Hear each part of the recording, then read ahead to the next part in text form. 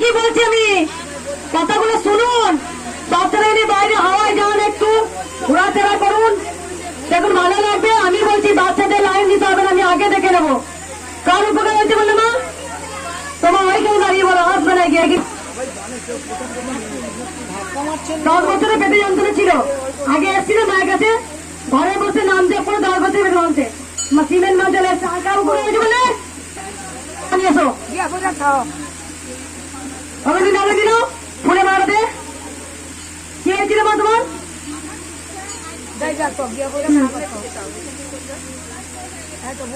উপকার হয়েছে? কবে এসছিলে?